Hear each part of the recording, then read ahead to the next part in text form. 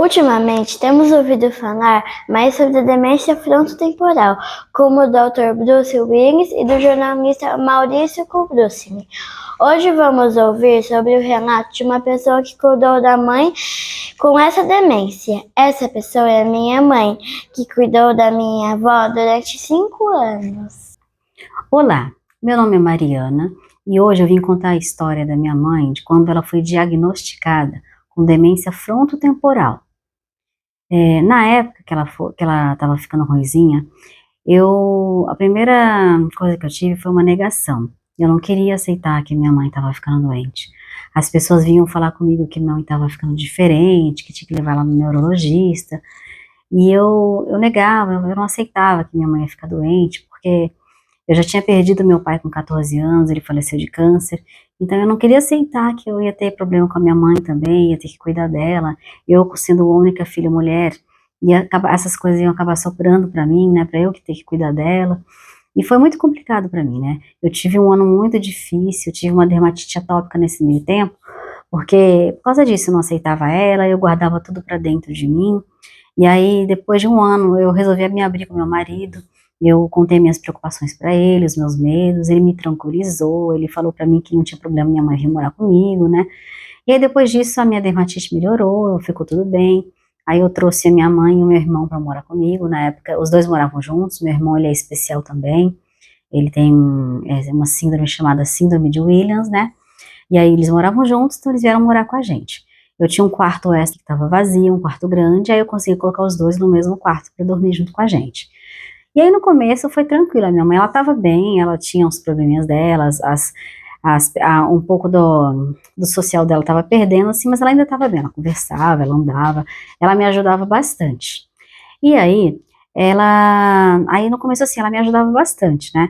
Ela me ajudava assim, ela lavava a louça para mim, ela me ajudava na comida também, eu dava as coisas para ela, os legumes para ela picar para mim, salsinha, cebolinha, cheiro verde, cebola, e ela me ajudava, só que aí ela começou a se cortar, aí não deu mais pra eu deixar ela com faca, aí eu pedi pra ela me ajudar a limpar a casa, então ela passava uma vassourinha na casa, às vezes eu lavava banheiro, só que aí ela também já não conseguia mais fazer as coisas direito, então eu fui também tirando isso dela, e aí ela se cuidava sozinha, ela tomava banho sozinha, de repente eu percebi que ela já não estava mais tomando banho direito, que ela não estava cheirosa, aquele cheirinho de banho, né, e aí eu percebi que ela não estava tomando banho direito, então eu comecei a dar banho nela, e aí foi indo, né?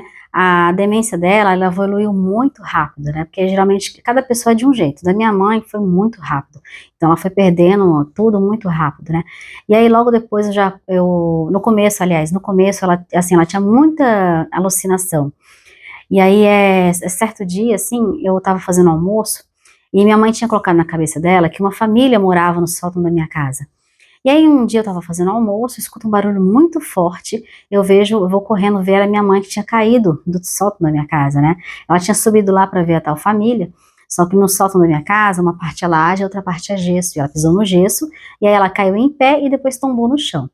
Foi um susto daqueles, eu chamei a ambulância, eles levaram ela para o hospital, ela ficou 10 dias internada lá, ela fraturou dois lugares na coluna, não precisou de cirurgia, mas ela ficou usando um colete por uns 6 meses, né? Ela usava o colete com andador para se locomover.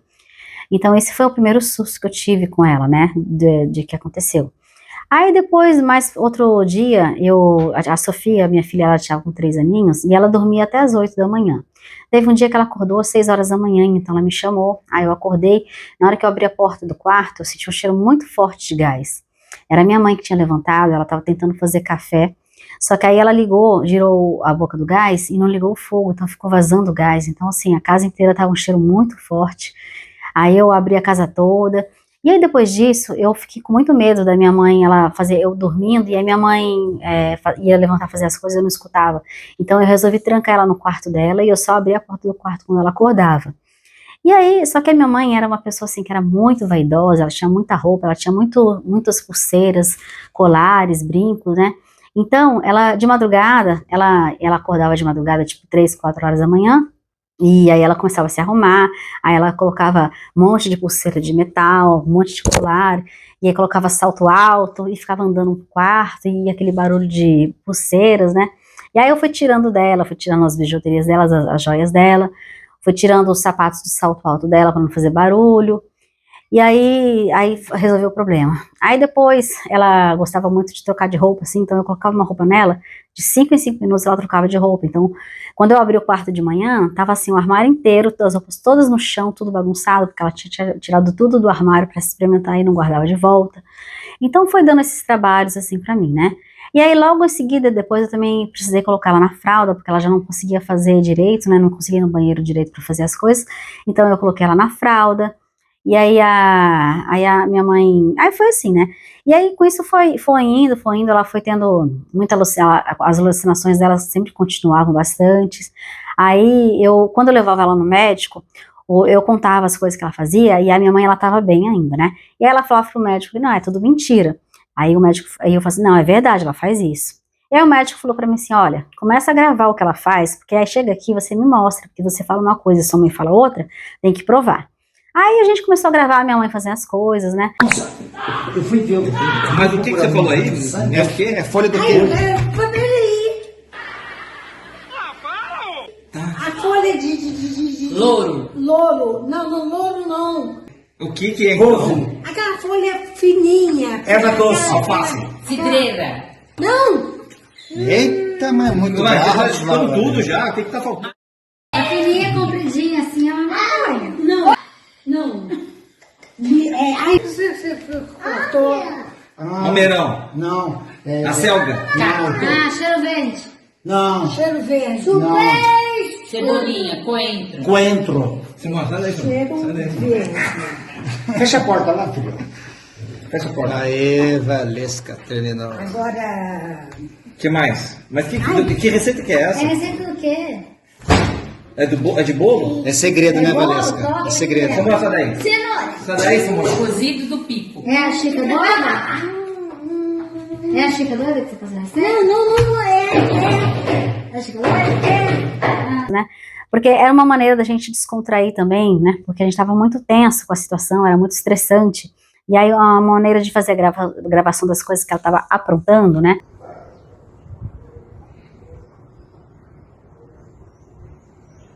O que tá fazendo, Valesca? Quer pular?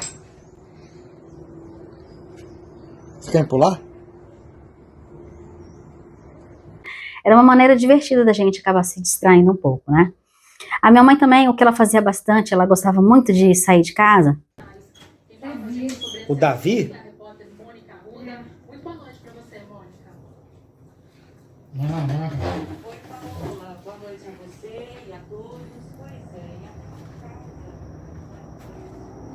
Eu moro em condomínio, né? O condomínio, aí eu avisei a portaria que não podia deixar minha mãe sair, mas ela andava no condomínio. Só que aí ela começou a entrar dentro dos carros, na rua, tinha o carro aberto, ela entrava e a gente ficava procurando ela ficava olhando a gente procurar e ficava quietinha, sem falar que estava no carro. Ela também começou a bater na casa das pessoas. Teve uma pessoa que ela entrou na casa dela, a pessoa estava tomando café com a família dela, então ela sentou na mesa, tomou café com eles, aí ela levantou, foi lá no quarto de alguém lá da casa e deitou e dormiu. E assim, a minha mãe, ela não aparentava que estava doente ainda nessa época, então as pessoas não entendiam, aí eu tinha que explicar o que estava acontecendo, né, para todo mundo, para entender que se acontecesse alguma coisa, eles já estavam sabendo. E aí foi isso, né.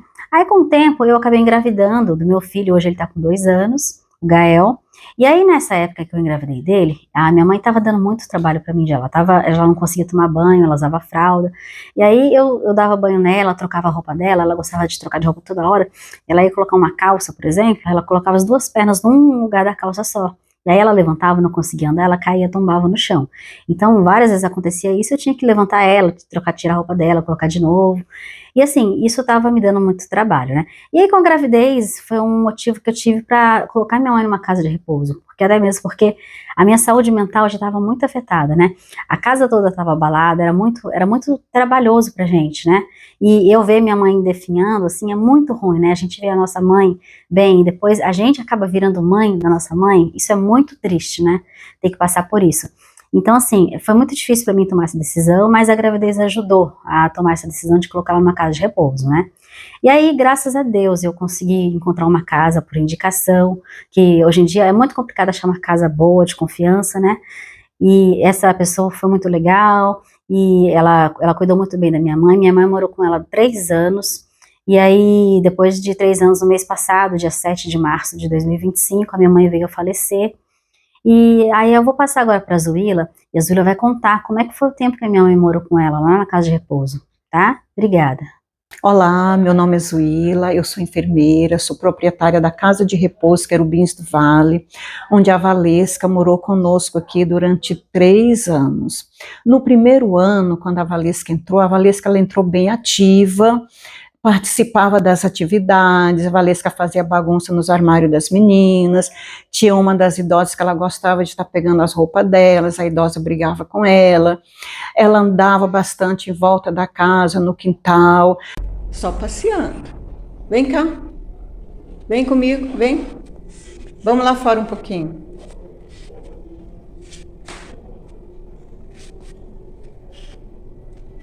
Vem, vem. Dá a mãozinha aqui.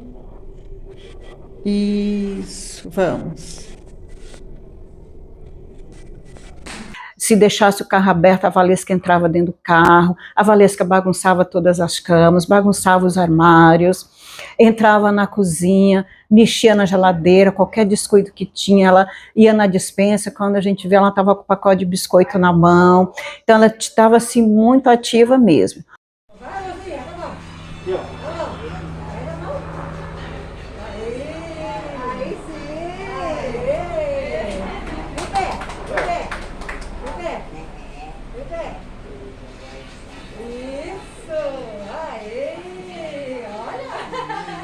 Porém, como sabemos, a demência frontotemporal, ela é uma demência onde ela é degenerativa, tem a morte dos neurônios.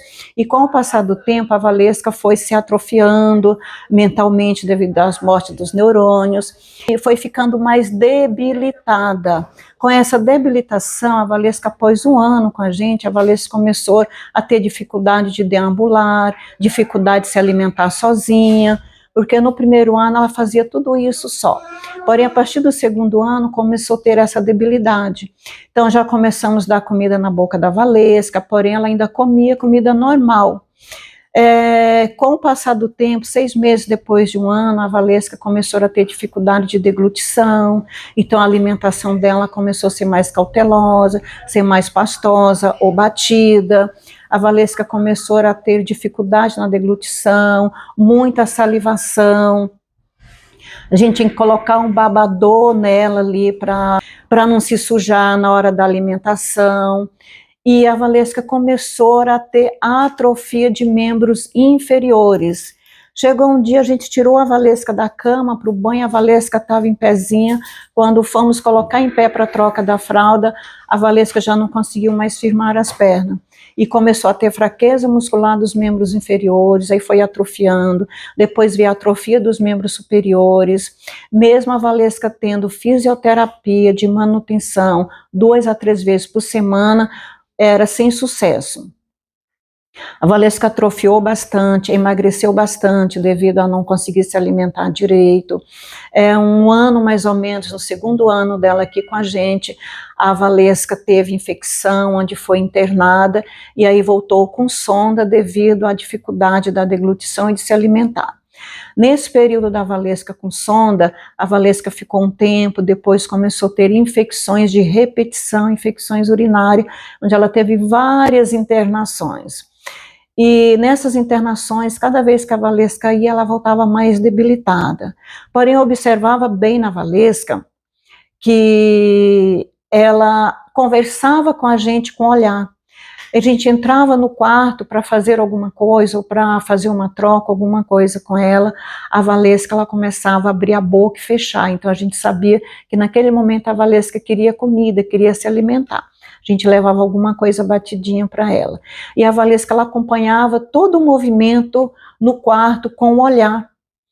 Ela abria a boca e fechava como quem quisesse assim falar alguma coisa. Então a gente parava do lado dela, conversava com ela e ela ficava com os olhos bem abertos nos observando. E a Valesca foi realmente piorando cada vez mais, teve várias internações. A última internação da Valesca, quando a Valesca saiu daqui, que teve uma broncoaspiração, a Valesca estava com uma saturação de 35, onde foi acionado a família, acionado a ambulância, ela saiu daqui com 35 de saturação e a 10 litros de oxigênio sem melhora.